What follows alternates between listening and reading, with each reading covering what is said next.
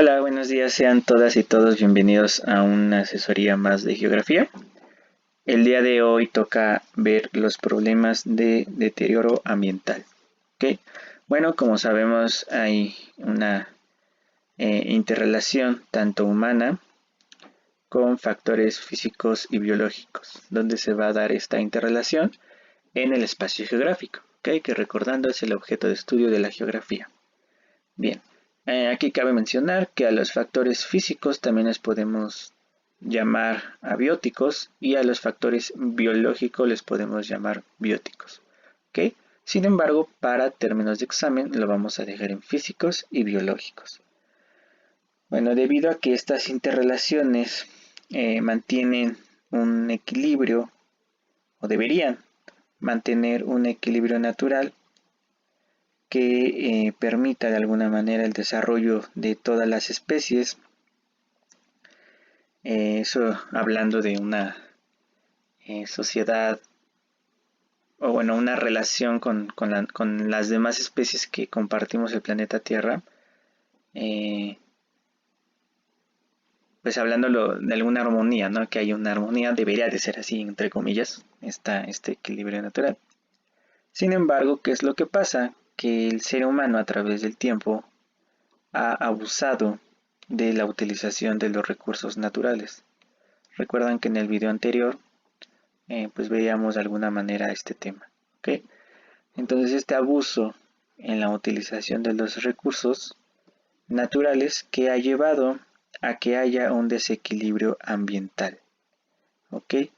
Este desequilibrio ambiental se debe principalmente a la emisión de contaminantes, ¿ok? Esta emisión de contaminantes la va a provocar pues muchas veces las actividades económicas. Y por otro lado, claramente las políticas en cuanto a la falta de planeación en el desarrollo económico, que eso también es una causa muy importante de este desequilibrio ambiental, ya que pues muchas veces el capital es el que va a decidir qué hacer con los recursos naturales, las inversiones y de alguna manera pues toda esa corrupción que puede llegar a haber ocasionan este desequilibrio. Y esto que va a dar como resultado, bien sabido, la extinción de especies, lo que hoy se habla mucho, la ruptura de la capa de ozono, el efecto invernadero, que más adelante lo veremos, así como la marea negra, ¿ok? Entonces prácticamente un equilibrio natural sería hablando de una sociedad, de una interacción con el medio ambiente armoniosa, ¿ok? Sin embargo, bueno, pues no es así, desafortunadamente. ¿Qué es el cambio climático global? Bueno, así en grandes rasgos, son las variaciones de origen natural a través del tiempo y periodos geológicos, ¿ok? Esto que da como resultado, da resultado la atmósfera terrestre, ¿ok? Y bueno, todas las consecuencias que hoy en día conocemos que engloban a este cambio climático. Vamos a ver algunos ejemplos de actividades que propician, ya sea en mayor o en menor cantidad, este cambio climático y deterioro de la atmósfera.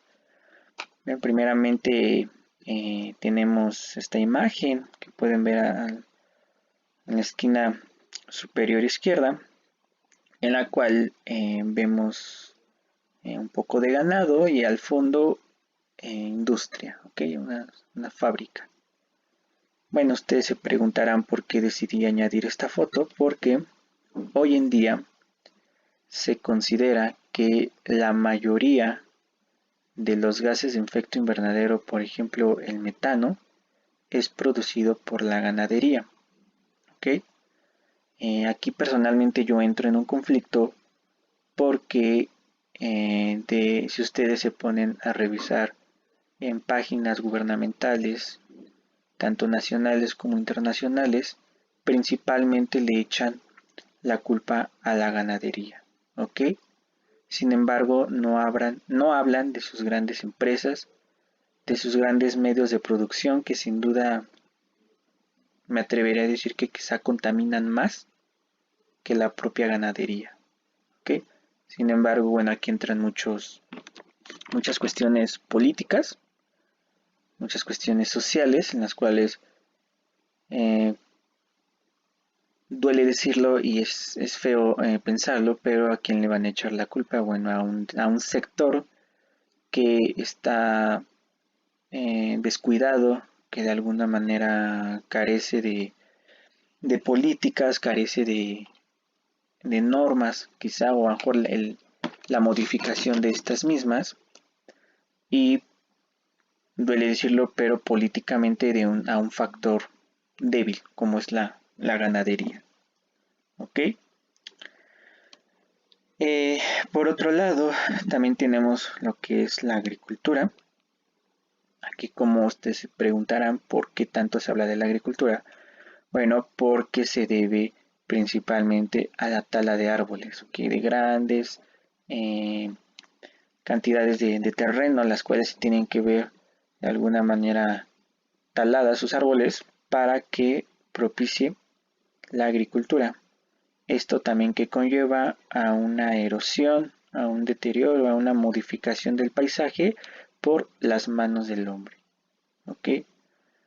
Ya hablando de otros sectores, podemos hablar los sectores del transporte, ¿okay? Tanto aéreo, marítimo, terrestre, bueno, también llega a contaminar, claro que sí. Las fábricas, las manufactureras, todo eso, también muchas veces llega a contaminar. Y pues no se diga cuando salgan estos productos, ¿no? Por ejemplo, los carros. Estos no contaminan tal cual a lo mejor en su uso, pero sí en cuanto a su producción, en cuanto a su fabricación, van a contaminar muchísimo, ¿ok? Bueno, ahorita desafortunadamente no se puede asistir a museos, a otros lugares, pero en Universum hay una sala en la cual habla me parece que es de la química o del cambio climático, algo así, hay una sala. No te recuerdo ahorita bien cuál es de esas dos, pero en esa podemos observar todos estos cambios, ¿no? O sea, podemos ver desde cuánto agua contamina el hecho de fabricar pantalones de mezclilla, por ejemplo, el uso de los teléfonos celulares, de computadoras, tablets, etcétera, también tiene una gran contaminación del agua y del ambiente. Bueno, la industria automotriz, no se diga, contamina también muchísimo y obviamente los carros ya al salir en uso, pues también va a traer una gran contaminación, ¿ok? La ganadería hablamos de ella y bueno, la producción de cereales, que estaríamos hablando de la agricultura, ¿ok? Entonces, desafortunadamente, como ustedes pueden ver, son sectores primarios, los cuales de alguna manera están desprovistos de muchas políticas, las cuales es un serio problema. Sin embargo, para términos de examen, bueno, pues ustedes ya saben que son principalmente la ganadería, la agricultura, la industria, ¿ok? Pero sí me gustaría que hagan conciencia en este aspecto que es sumamente importante, ¿no? Nos podríamos tardar un día hablando de todo esto, ¿no? Porque hay diferentes puntos de vista, sin embargo, a grandes rasgos, bueno, es como hoy en día se toma, ¿ok? Bueno, esto da pie a otro tema, el cual son las capas de la atmósfera. Igual es un tema que normalmente suelen poner en los exámenes de admisión. Y bueno, comencemos de lo más interno a lo más externo. ¿Ok?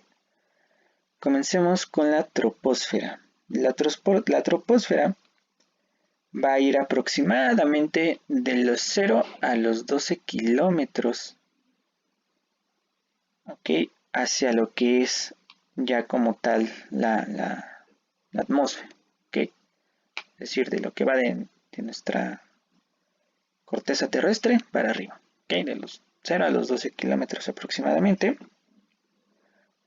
¿Por qué es importante la troposfera? Porque contiene 3/4 partes de todo el aire atmosférico, ¿ok? En esta capa se producen principalmente lo que son los fenómenos meteorológicos, debido a que hay una gran cantidad de humedad. ¿Okay? Normalmente aquí entre lo que es la troposfera y principios de la estratosfera, aunque normalmente se toma más a la troposfera, es donde van a circular, por ejemplo, lo que son transportes aéreos, los aviones, los globos, etcétera. Okay, helicópteros, bla, bla, bla. Bueno, cabe recalcar que la temperatura aquí va a disminuir 1 grado centígrado cada 100 metros. ¿Okay? Cada que vayamos avanzando 100 metros va a ir disminuyendo 1 grado centígrado la temperatura.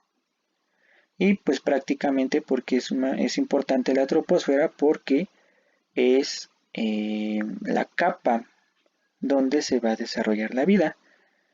Dentro de la troposfera vamos a encontrar la biosfera y la hidrosfera.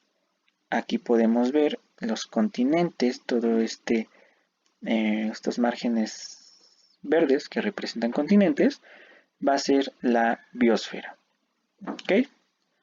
Como tal, o la corteza terrestre, lo que es ya los océanos, va a ser océanos, mares, ríos, como ustedes quieran verlo, se va a llamar hidrosfera. Y en conjunto va a ser la biosfera, ¿okay? Donde se desarrolla la vida.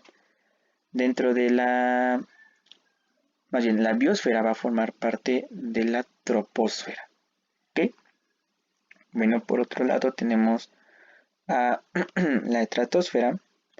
En la estratosfera se van a representar, se va a diferenciar prácticamente porque no hay fenómenos meteorológicos, por lo mismo que hemos mencionado, que hay una escasa humedad.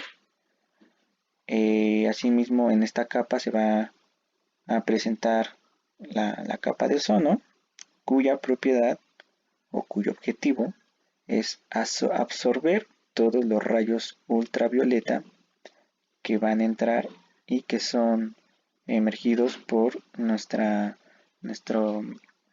máxima fuente de energía, que es el sol. ¿Okay? Y bueno, esta capa de ozono va a provocar que con la altura aumente la temperatura. Muy bien. Bueno, por otra parte, o por tercer punto, encontramos a la mesósfera. La mesósfera va a ser una capa con densidad baja, o sea, esta densidad es sumamente baja. En esta capa de alguna manera se va a desintegrar los meteoritos, ¿ok? Y la temperatura va a aumentar con la altura. Normalmente se dice que tiene como límite menos 110 grados centígrados. ¿Ok? Por otro lado tenemos a la exósfera, en la cual de alguna manera ya se van a la termósfera. En la termósfera tiene las propiedades de reflejar las ondas de lo que son, por ejemplo, el radio, y hacen que haya una posible recepción de ondas cortas. ¿Okay? Y bueno, ya por último tenemos a la exósfera. Ahora sí. ¿Okay? Entonces esto es prácticamente lo importante para cuestiones de examen. No se les olvide lo que les mencioné de la troposfera, que dentro de ella va a estar la hidrosfera, la biosfera, donde se va a desarrollar la vida. Y bueno, hasta aquí vamos a dejar este video. Nos vemos en el próximo. Bye.